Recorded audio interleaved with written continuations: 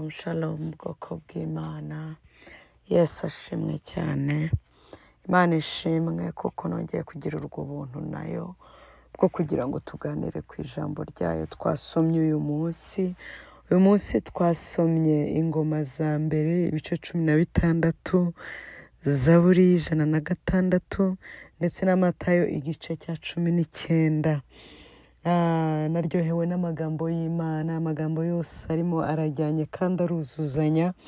Iyo tugiye mu ngoma za mbere muri kiriya gice cya 16, mu magambo twasomye ejo twabonye mu gice cya 15 cy'ingoma za kabiri twabonye ukuntu Dawidi yazanye isanduku y'Imana itashye mu rurembo bakayinezererwa. Ariko noneho muri iki gice cya 16 cy'ingoma za mbere niho tubona ibirori byo kugarura noneho iriya sanduku na Zaburi bashimishije Imana.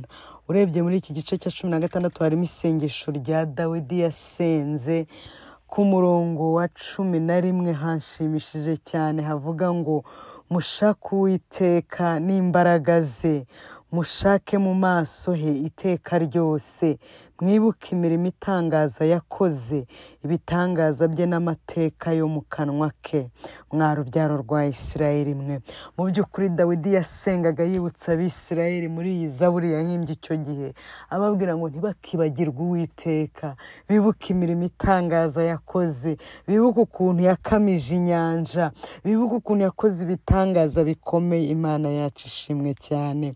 Ageze ku murongo wa 20 aravuga ngo bazereraga mu mahanga ataramwe, ngo bava mu gihugu cy'umwami bakajya mu kindi, ariko ngo ntiyakundira umuntu n'umwe ngo kwabarenganya. Imana ishimwe. Uwo ni Uwiteka warindaga Abisirayeli. Bazereraga mu butayu, bakazerera mu bihugu bitandukanye, ariko ijambo ry'Imana ryatubwiye ngo Uwiteka ntiyakundiye umuntu n'umwe kwabarenganya, ngo ndetse yabacyahiye abami. Imana ishimwe. Ngo aravuga ati ntimukore kubona sizi, ntimugire icyo mutwara abahanuzi banjye. Imana ishimwe. Hagakomeza havuga ngo muririmbire Uwiteka mwabari mu isi mwe, mwerekana agakiza ke uko bukeye, mwogeze icyubahiro cye mu mahanga yose, kuko imirimo itangaza yakoze muyogeze mu mahanga yose. Imana yacu ishimwe.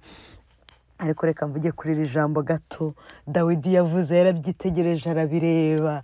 Dawidi yari mu mwuka, yajyaga ahimba agasubira inyuma akareba iby'Imana yakoze, akareba ukuntu abami n'abatware batandukanye iyo bashaka kwitambika imbere y'abasizwe n'Uwiteka, iyo bashaka kwitambika imbere y'ubwoko bw'Imana, haleluya, Imana yasenyaguraga imidugudu yabo bakabarimbura rwose. Yasenyaguye inkike z'i Yeriko igihe umwami we Yeriko yari yaravuze ngo ntashaka ko bahita ngo bagere mu gihugu cy'amasezerano.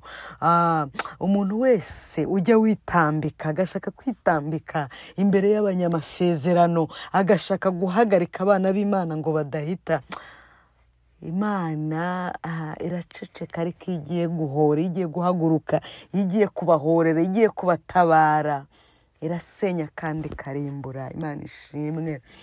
Ni ukuri niba uri umwana w'Imana uyisengana umwete, uyisengana ukuri utaryarya, ibikwitambika imbere byose, ibyo ubona byose bikubujije guhita, bikubuza kugera mu masezerano yawe, weguma ku mavi gusa. Intambara si yawe, ni iy'Uwiteka. Igihe azahaguruka kukurwanirira, wowe umwumvire gusa, urwane intambara bucece, usengera ibyo ngibyo bikuzitiye bucece.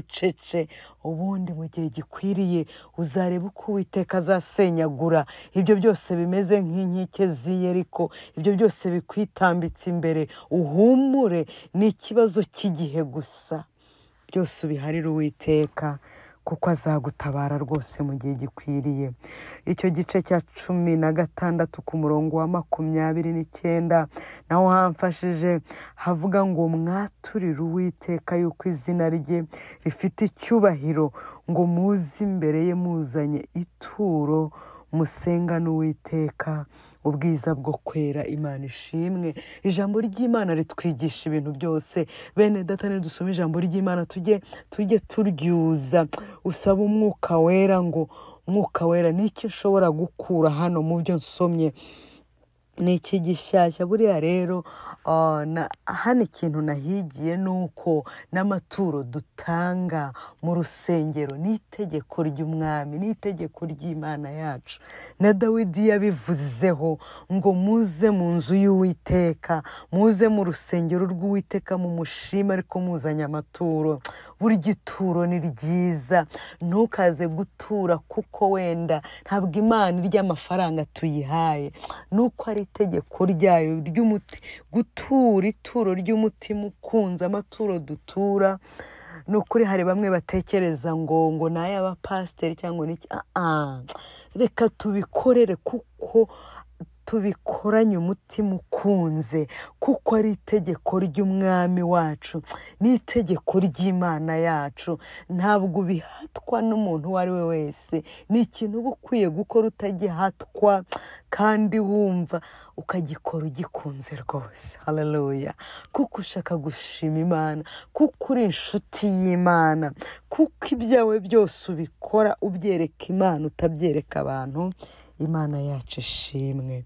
Reka ne kwibanda gusa kuri ayo magambo. Na Zaburi twasomye 106 nayo ni nkuko, nayo ni Zaburi ya Dawidi ashima Imana, avuga imirimo n'ibitangaza Imana yabakoreye, uburyo Imana yabakuye mu Egiputa, avuga ngo ntimukibagirwe na rimwe bariya yabakuye mu Egiputa. Ariko twebwe uyu munsi hari ibyo yagiye gukiza byinshi, hari ibyo yagiye dutabaramo byinshi bitandukanye. Bene data, twe kwibagirwa imirimo Uwiteka yadukoreye.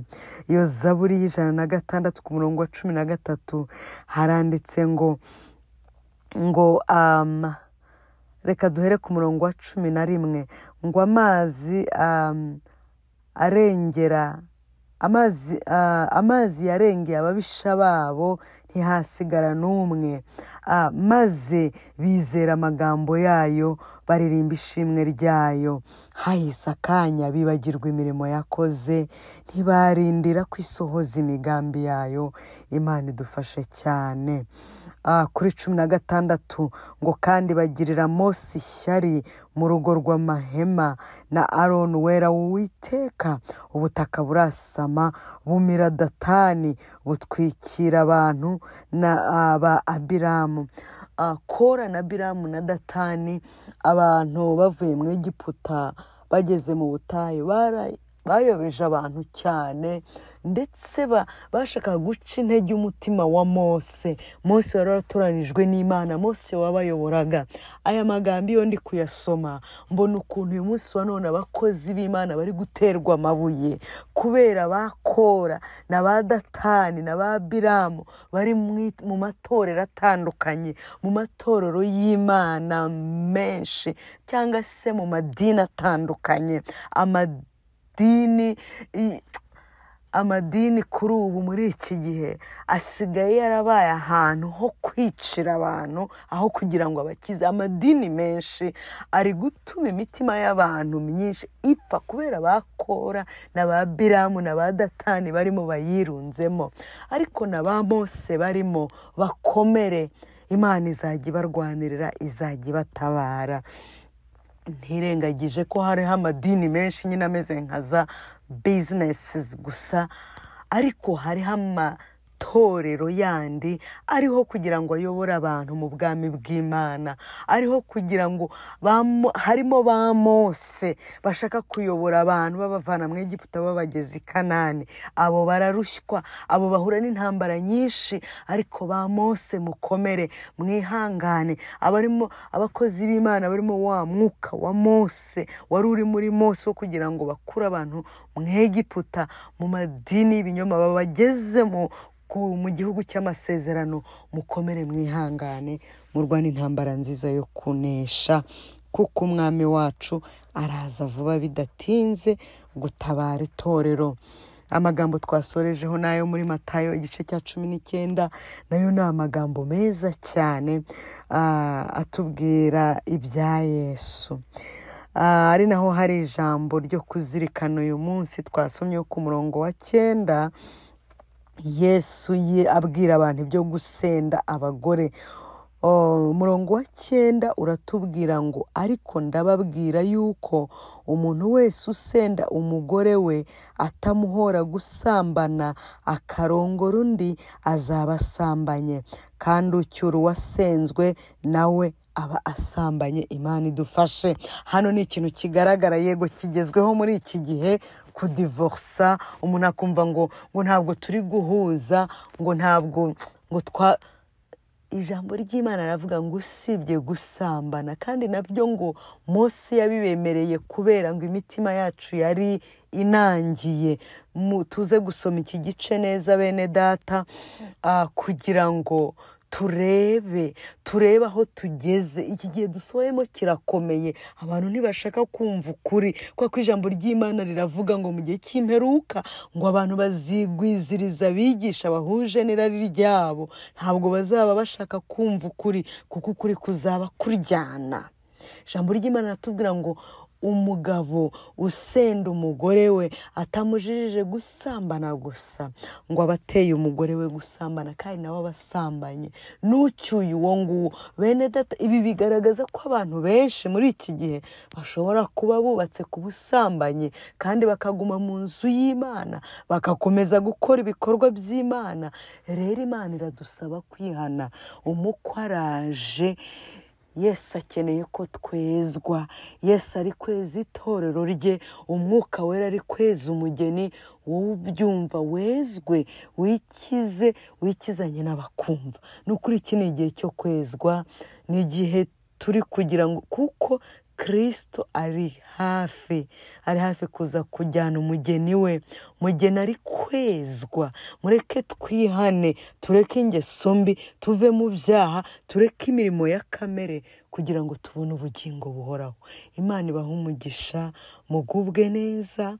Ndabakunda. Yari inshamake y'ibyo twasomye, ariko reka mparire abandi basomyi, mwebwe mukunda ijambo ry'Imana. Uwiteka abahe umugisha, mugubwe neza. Mureke dukomeze twinjire muri Bibiliya. N'ibyo kurya bidutunga, ni umuti utuvura, n'imbaraga, n'inkomezi zidukomeza, kandi n'ibyo kurya bidutunga muri urugendo rujya mu ijuru. Imana ibahe umugisha. Reka ndekeraho, mugubwe neza kandi mugire weekend nziza. Ndabakunda. Bye bye.